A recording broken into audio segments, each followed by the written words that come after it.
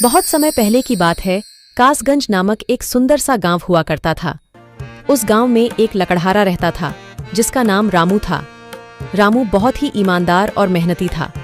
वह हमेशा अपने काम से खुश रहता था। उसके पास ज्यादा पैसे नहीं थे, लेकिन वह अपनी जिंदगी से संतुष्ट था। रामू के परिवार में उसकी पत्नी और उसके 2 बच्चे थे। रामू सेठ लालचंद के यहाँ लकड़ी काटने का काम करता था और लकड़ी काटने के बदले में सेठ लालचंद रामू को पैसे देता था, जिससे रामू और उसके परिवार का जीवन व्यापन होता था। सुमन, मैं काम पर जा रहा हूँ। आज बहुत देर हो गया है, तो तुम बच्चों को स्कूल छोड़ आना। जी, स्कूल तो मैं छोड़ आऊंगी, लेकिन मोनू और चिंकी पिछले 2 दिन से कह रहे हैं कि उनके स्कूल की टीचर स्कूल की फीस मंगा रही है। हाँ, तो जाकर दे आओ ना स्कूल की फीस। अजी कहाँ से दूं? आप जो पगार लाते हैं उसमें मुश्किल से तो घर चल पाता है। अब उतनी सी तनख्वाह में मैं बच्चों की फीस का इंतजाम कैसे करूं? अजी मैं एक बात आपको साफ साफ कह देती हूँ, आप सेठ लालचंद जी से पगार बढ़ाने की बात कहिए। दिन पर दिन खर्च बढ़ता जा रहा है। बाजार में अगर सब्जी लेने निकलो तो सब्जियों के दाम आसमान छू रहे हैं, और बच्चों की पढ़ाई का खर्चा, घर का खर्चा अब इतनी कम तनख्वाह में कैसे गुजारा होगा? ठीक है, मैं आज ही सेठ जी से थोड़ा पगार बढ़ाने की बात करता हूँ। इतना कहकर रामू काम पर चला जाता है।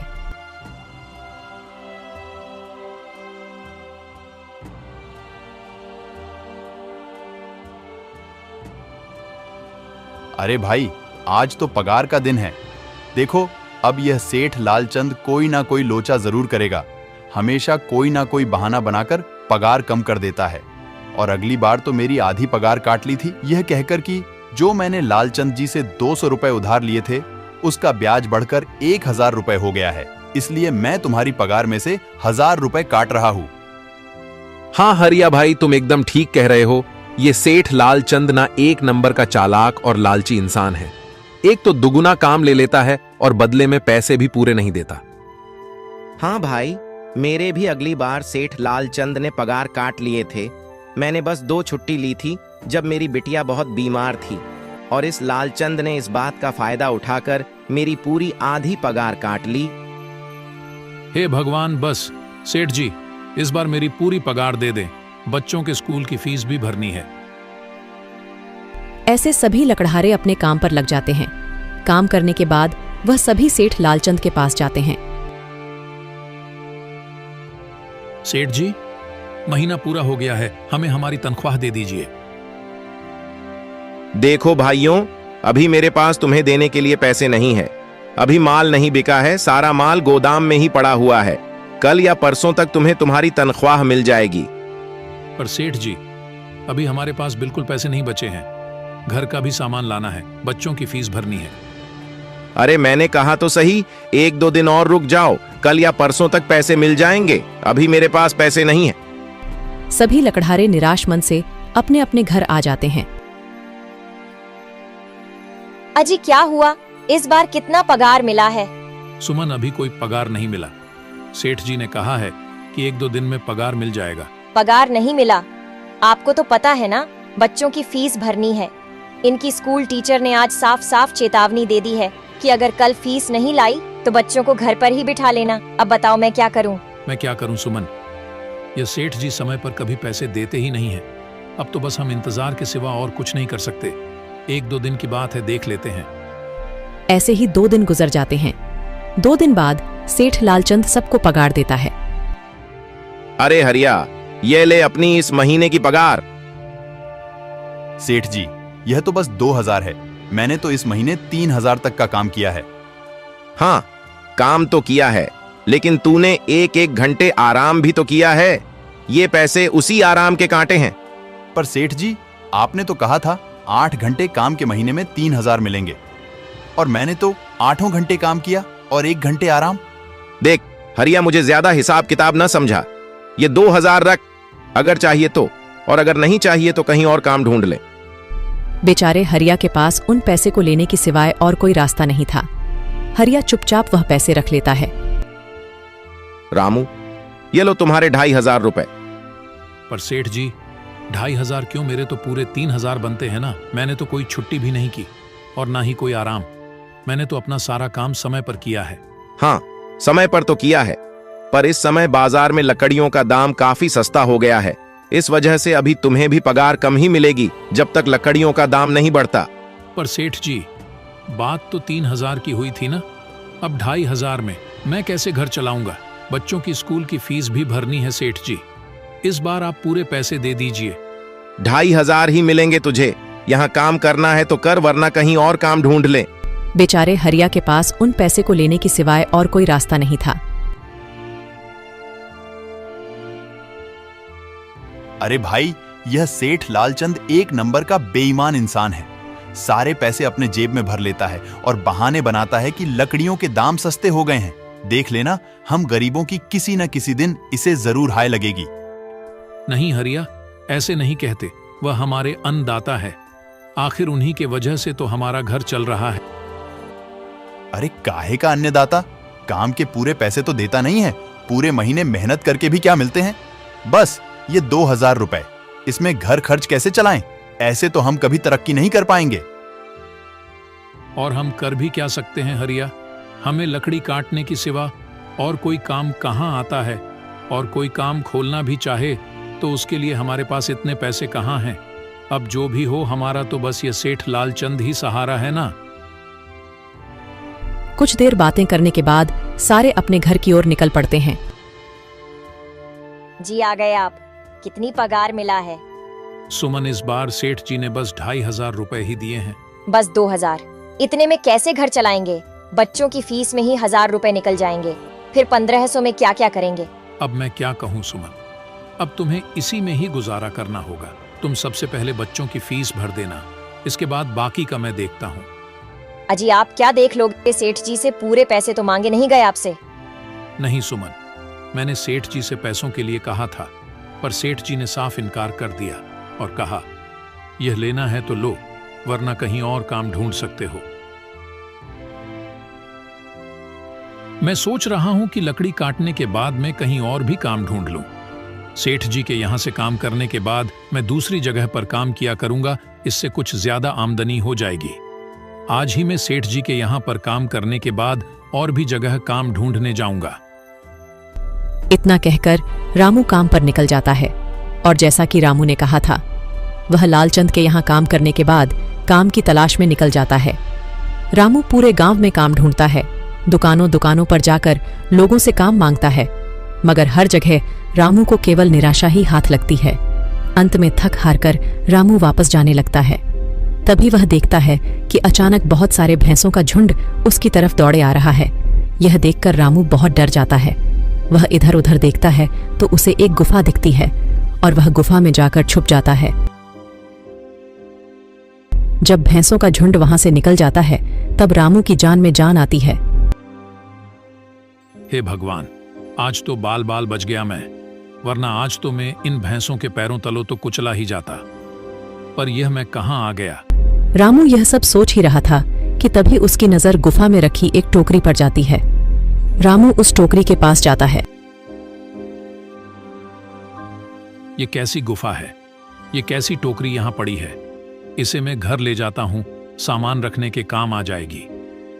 रामू जैसे ही उस टोकरी को हाथ लगाता है, गुफा में से एक आवाज आती है, रुक जाओ, इसे छूने की कोशिश मत करो। यह आवाज सुनकर रामू एकदम पीछे हट जाता है।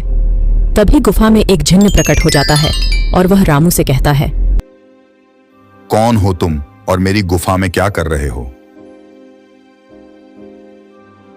मुझे माफ करना, आप जो भी हो। कुछ भैंसों का झुंड मेरे पीछे पड़ गया था और उनसे बचने के लिए मैं इस गुफा में आकर छिप गया और फिर मेरी नजर इस टोकरी पर गई। माफ कीजिए, मुझे लगा यहाँ कोई नहीं है तो यह टोकरी किसी की नहीं होगी, इसलिए मैंने इसे छुआ। रामू, तुम्हें डरने की जरूरत नहीं है। मैं तुम्हारे बारे में सब जानता हूं। मेरी नजर एक बार भी जिस पर पड़ जाती है, मैं उसका इतिहास अपनी खुली आंखों से देख सकता हूं। पर आप है कौन और आप इतने विचित्र क्यों दिखाई पड़ रहे हैं? आप अपना परिचय दीजिए। कौन है आप? मैं एक जिन हूं और मैं कई सालों से इस गुफा की रक्षा कर रहा हूं। यह गुफा मेरे पूर्वजों की है। इस गुफा में केवल वही इंसान घुस सकता है जिसका मन बिल्कुल पवित्र हो। अगर तुम अपवित्र होते तो तुम इस गुफा में कभी नहीं घुस पाते। तुम एक सच्चे इंसान हो, इसलिए तुम इस गुफा में घुस पाए और इस टोकरी को छू पाए। अब तुमने इस टोकरी को छुआ है तो यह टोकरी तुम्हारी हुई। नहीं, मुझे ये टोकरी नहीं चाहिए, मैं तो बस देख रहा था। डरो मत रामू, तुम ये टोकरी ले जाओ। ये कोई साधारण टोकरी नहीं है, बल्कि यह जादुई टोकरी है। जादुई टोकरी? क्या यह वही जादुई टोकरी है जिसके बारे में हमारी दादी कहानी सुनाई करती थी कि किसी गांव में एक जादुई टोकरी हुआ करती थी और वह सबकी इच्छाएं पूरी करती थी? हाँ रामू, ये वही जादुई टोकरी है। अब तुम इस टोकरी के मालिक हो। तुम इसके इस्तेमाल से अपनी स्थिति सुधार सकते हो, पर याद रखना, तुम जो भी वस्तु इस टोकरी में एक बार डालोगे, वह चीज ही तुम्हें बार बार इस टोकरी में डालनी होगी। इसके अलावा तुम और दूसरी कोई चीज इस टोकरी में नहीं डाल सकते। अगर तुमने ऐसा किया तो इसका परिणाम तुम्हें ही भुगतना होगा। मेरी इस बात को हमेशा ध्यान में रखना और सोच समझकर बिना लालच किए इस टोकरी में वह ही सामान रखना जिसकी तुम्हें जरूरत हो। रामू टोकरी को लेकर घर आ जाता है। सुमन, ये देखो, ये मैं क्या लेकर आया हूँ। क्या लाए हो आप? बस ये एक टोकरी। सबसे पहले यह बताइए, आप तो काम की तलाश में गए थे ना, तो कोई दूसरा काम मिला कि नहीं? नहीं। अरे सुमन, मेरी पूरी बात तो सुनो। ये कोई ऐसी वैसी टोकरी नहीं है, बल्कि ये एक जादुई टोकरी है। रामू सुमन को वह सारी घटना के बारे में बताता है जो उसके साथ हुई। अच्छा, तो आपका कहने का मतलब है कि इस टोकरी में हमें कोई ऐसी चीज डालनी होगी जिसकी हमें सबसे ज्यादा जरूरत हो। हाँ सुमन, हमें सोच समझकर ही इसमें कोई चीज डालनी होगी। रामू थोड़ी देर सोचता है, फिर उसका ध्यान उन लकड़ियों पर जाता है जो एक बार उसने सुमन को रखने को दी थी। सुमन, यह लो। जब मैं आज लकड़ी काट रहा था तो मुझे यह चंदन की लकड़ी मिली थी। इसे अपने पास संभाल कर रख लो, कभी जरूरत पड़ी तो हम इसका इस्तेमाल करेंगे। सुमन, तुम्हें याद है, एक बार मैं जंगलों में लकड़ियां काटने गया था तो मुझे एक चंदन की लकड़ी मिली थी और वह मैंने तुम्हें लाकर दे दी थी। हाँ, दी तो थी। तो तुम उस लकड़ी को ले आओ। हम उस चंदन की लकड़ी को ही इसमें डालेंगे और उस लकड़ी से अपना एक व्यापार शुरू करेंगे। सुमन चंदन की लकड़ी को ले आती है और उसे टोकरी में डाल देती है। वह जैसे ही चंदन की लकड़ी उस टोकरी में डालते हैं, उसमें कई सारी लकड़ियां आ जाती हैं। अरे वह, यह तो चमत्कार ही हो गया। ये देखिए, कितनी सारी चंदन की लकड़ियां हो गई। अगर आप इसको बेचेंगे तो इससे काफी अच्छे पैसे मिलेंगे। हाँ राधा, मैं कल सुबह बाजार जाकर इनको बेच आऊंगा और जो पैसे मिलेंगे उससे हम अपने मोनू और चिंकी के स्कूल की फीस भर देंगे और बाकी बचे पैसों को संभाल कर रख लेंगे। अगले दिन रामू लालचंद सेठ के यहाँ काम पर न जाकर चंदन की लकड़ियों को बेचने के लिए बाजार की ओर निकल पड़ता है। वहां पर रामू चंदन की लकड़ियों को बहुत ही कम दामों में बेचा, जिसकी वजह से आम लोगों के साथ साथ बड़े व्यापारियों ने भी रामू से चंदन की लकड़ियां खरीदी। लकड़ियों को बेचकर रामू को काफी अच्छे पैसे मिले। पैसों को लेकर चंदन घर आ जाता है। ये देखो सुमन, उन लकड़ियों को बेचकर मुझे कितने सारे पैसे मिले हैं। ये लो कुछ पैसे, इससे तुम कल मोनू और चिंकी के स्कूल के फीस भर देना। अच्छा, तो मैं काम पर जाता हूँ। अजी, आपके पास तो अब यह जादुई टोकरी है, तो अब आपको उस सेठ लालचंद के यहाँ काम करने की क्या जरूरत है? हाँ सुमन, मैं सेठ लालचंद जी के यहाँ काम पर नहीं जा रहा, बल्कि मैं तो वहां पर जो काम कर रहे बाकी के लकड़हारे हैं उन्हें ये खुशी की खबर देने जा रहा हूँ, क्योंकि सेठ लालचंद जी से मेरे साथ साथ वह लकड़हारे भी बहुत परेशान थे। इसलिए अगर मेरा भला हो रहा है तो क्यों ना मैं उन सभी का भला करूं। वह सभी बहुत ईमानदार लकड़हारे हैं, वह सभी बहुत मेहनत से काम करते हैं, मगर लालचंद ने कभी भी उनको उनकी मेहनत के सही पैसे नहीं दिए। इसलिए मैंने सोचा है क्यों ना मैं उनको अपने इस काम में शामिल कर लूं। हाँ जी, बात तो आपकी बिल्कुल सही है। अगर आप सभी लोग एक साथ मिलकर काम करेंगे तो हम सब बहुत जल्द ही तरक्की हासिल कर लेंगे। इस तरह रामू सभी लकड़हारों के पास जाता है और अपनी जादुई टोकरी के बारे में बताता है। देखो भाई लोग, अगर तुम मेरे साथ काम करना चाहते हो तो कर सकते हो, मैं तुम्हें उस लालचंद से ज्यादा पैसे दूंगा और हम एक साथ बराबर की मेहनत किया करेंगे और मुनाफा भी बराबर में बांट लिया करेंगे। सभी रामू की इस बात से बहुत खुश होते हैं और अगले दिन से ही वह रामू के साथ काम में जुड़ जाते हैं। सभी लकड़हारे मिलकर चंदन की लकड़ियों को बाजार में बेचने का काम करते हैं। ऐसे ही 2-3 दिन गुजर जाते हैं और सेठ लालचंद देखता है कि कोई भी लकड़हारा उसके यहाँ पर काम पर नहीं आ रहा है, तो वह अपने नौकर से पूछता है, अरे बिरजू, ये सारे लकड़हारे कहाँ मर गए? 2 दिन से आए नहीं, मेरा सारा काम पड़ा है। क्या इन्हें काम नहीं करना?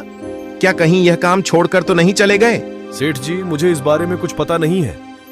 अरे अगर पता नहीं है तो जाकर गांव में पता कर, आखिर यह लकड़हारे काम पर क्यों नहीं आ रहे।